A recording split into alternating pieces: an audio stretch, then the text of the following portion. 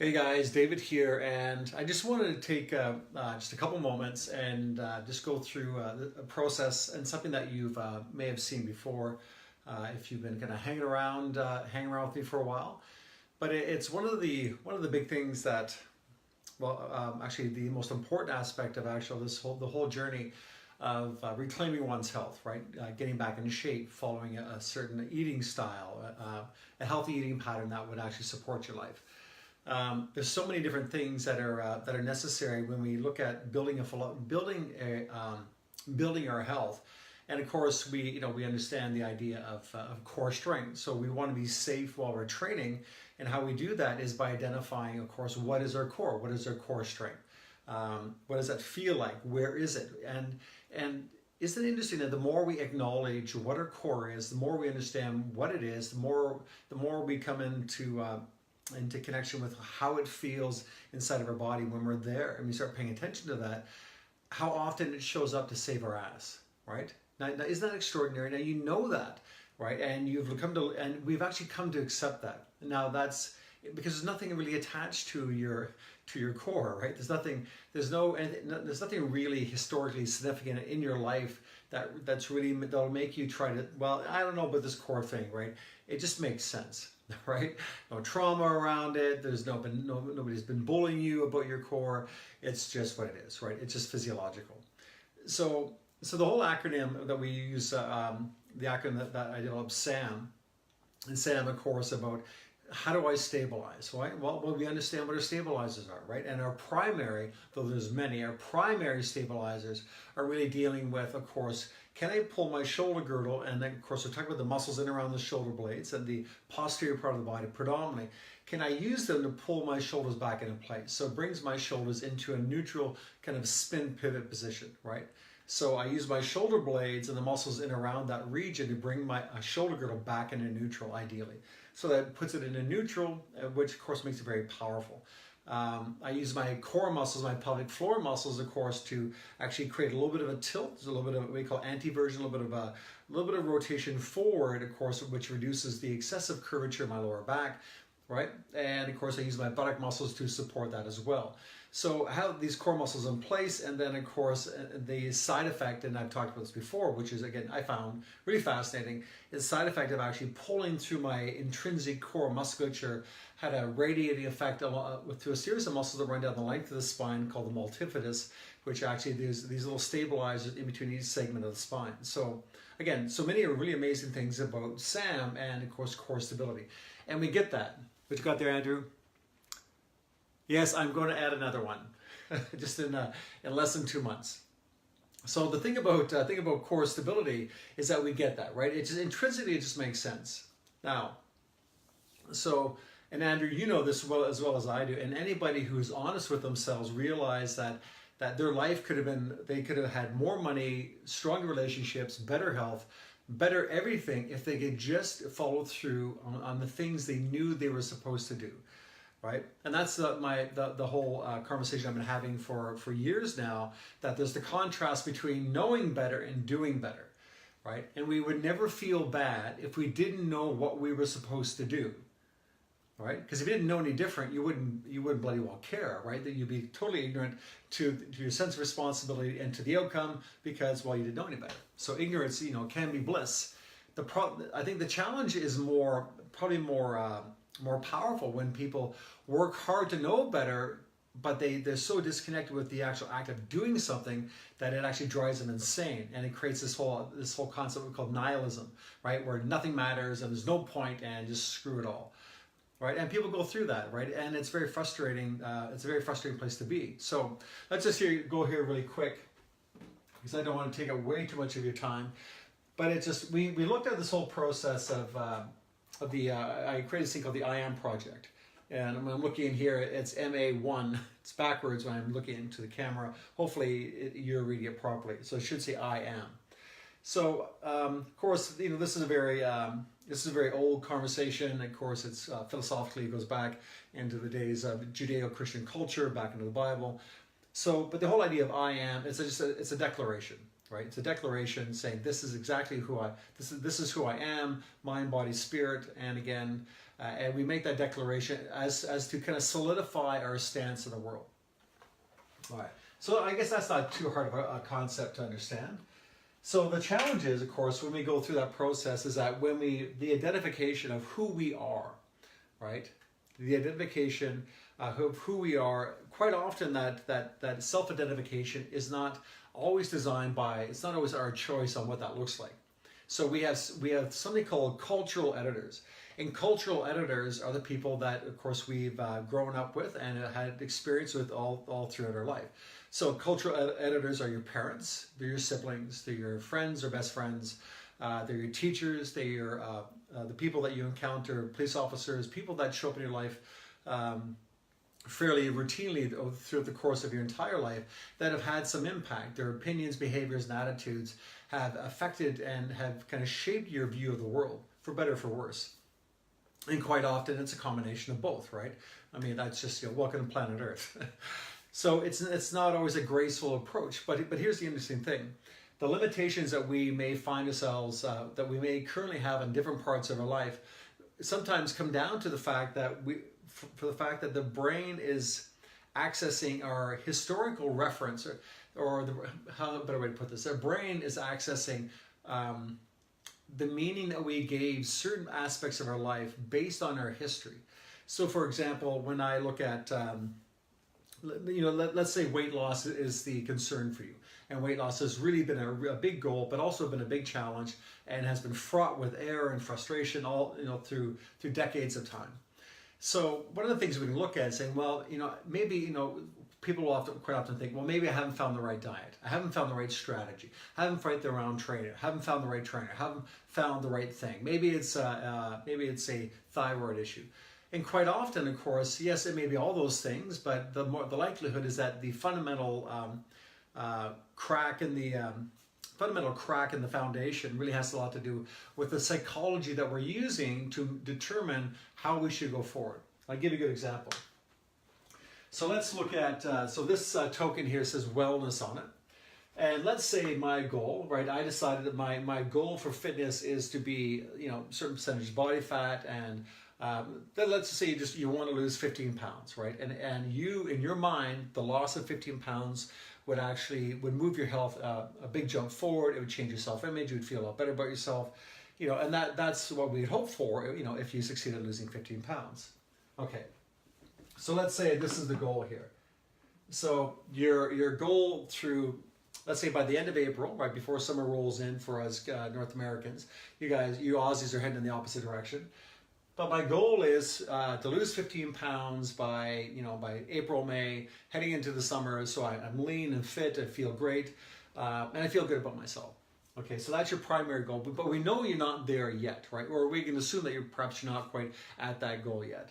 So how far are you away from having that goal met? Now here's an interesting thing.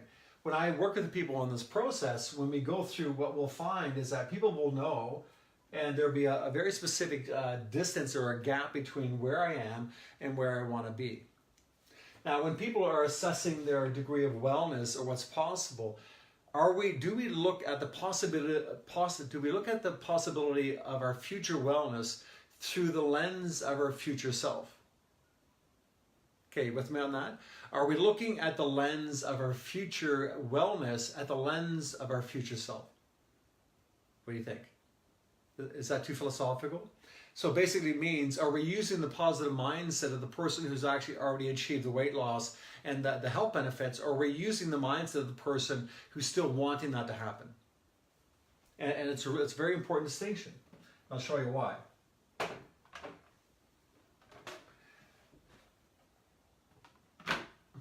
This is the difference, because this, of course, this token here says I was. And the difference between I am and I was is that probably the vast majority, if not almost every decision you make, is through the lens of your history, which just makes sense because that's how the brain orientates itself, right? We have incoming information, we hear something, we see something, we smell something, we taste something, we feel something, we think something, and of course all those impulses, the brain is simply taking all that information and it's matching it against your previous experience of the world as related to the topic of wellness or whatever it might be. But for this conversation, it's around wellness. So all this incoming information is being attributed to your previous idea around wellness. And if the actions, behavior, psychology, and history around wellness, again, dealing with the who you were, the I was not sufficient to move you forward to achieving your goal, what makes you think that using that mindset again will actually get you anywhere closer to your goal? And quite often what happens is that we become more frustrated and more disillusioned, and even though we are moving in that direction, we find ourselves making excuses. We find ourselves not showing up for workouts. We find ourselves kind of bending the rules a little bit when it comes to certain things. We find ourselves holding out. Well, I don't want to do that. I don't want to do that 12-hour eating window thing. I don't want to eat too many meals. I don't want to do this. I don't want to do that. We find ourselves holding out on many different aspects, but what it's really coming from. It's coming from the old identity that we had when we first started the journey of weight loss or whatever the journey might be. But it's the old model of behavior that we're using to try to achieve something new. And of course, it doesn't work, right? And the evidence is, well, we just look at the statistics around anything health related, and it's just dismal. It just gets worse and worse. I'm so honored and privileged that so many of you are actually really taking control of your health and being very responsible. But I want to ease the burden. The work is still going to be hard, right? Training is still a challenge, which is supposed to be, and so many of you, of course, are rising to the challenge. I want to reduce the psychological load if I can. And if you're willing to hear me out, let's just see how this might work. So we know that the whole idea of SAM, right? The whole idea of stabilize. And why think about stabilization? Why not just me tell you brace your core? Why did I bother go through the process of saying, well, this is what your stabilizers look like, this is where they are, this is what it feel like, this is what they feel like, this is what they're responsible for. Every single time you generate a movement, bring your core into play. Think, feel, and do. Now everybody gets that, right? Everybody kind of understands that, to at least to a moderate degree. But the whole idea of having you think about it and then feel it and then before you start is that we're creating a neural map. We're creating these new patterns of behavior, which are these neurons in your brain, right? And as the neurons, they're observing your new thought, and because you're having this original thought, which is, I'm thinking about my core, and this is what it feels like. I never thought about that before. So there's some novelty. And the brain kind of likes novelty. The brain would rather just do the shit you've always been doing because it's way easier, right, as you know. But we create some novelty in your brain, and you're thinking, okay, this is my core. Okay, I'm thinking about it now. I'm pulling my shoulders back, so I have a thought around it, and now I have a feeling around it, because now I know what that feeling of pulling my shoulder back. So I have two bits of information, right? So shoulders back and down, I'm feeling it, and now, of course, I have this thought and this feeling attached. So I have perhaps it could be a visual or it could be an auditory, right, thought where I'm actually talking internally, because we do. So I talk internally, right, an internal dialogue, right, so an internal auditory thought process coupled with a kinesthetic reference. So now I think, I had this conversation, I feel it, I have this conversation, I feel it. Now I'm creating this really unique little pattern of an internal dialogue and a kinesthetic map, right? Does that make sense? So then I put all these maps together, internal dialogue, right? I'm talking to myself internally. I'm actually having this feeling associated with it. I know exactly where it is. So I take this really beautiful map of our core, the stabilization, and it just makes sense, right? So nobody is questioning the fact that just makes sense. And everyone says, when they remember to do it consistently, how much better it is, how much stronger they are, right? Well, that's the whole point. What is the ANSAM? Well, the ANSAM is activate. Right? So the whole idea of activation is that, well, not only first we stabilize, now that I'm stable, now let's make the movement happen. Now let's move forward on the bicep curl, the chest press, the lunge, the squat. Right? And guess what? When people go through that process, they're saying, yes, it's better. I feel stronger, I feel more stable if I think, feel, do, and I understand what the target muscle is, and I'm thinking about the target muscle. Secondly, to thinking about my core, and the very last thing I do is make inroads into the movement. Right? So again, this is why we see the success and people really doing some amazing things with their health and fitness that you don't often see happening in a very safe format in many other venues. So you thought, you felt, you did. You thought, you felt, you did. Okay, so let's go back to this process here.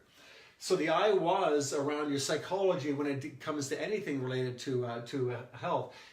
If this is not very stable, do you not need a much more stable core? Right? Do you not need a much more stable core identity?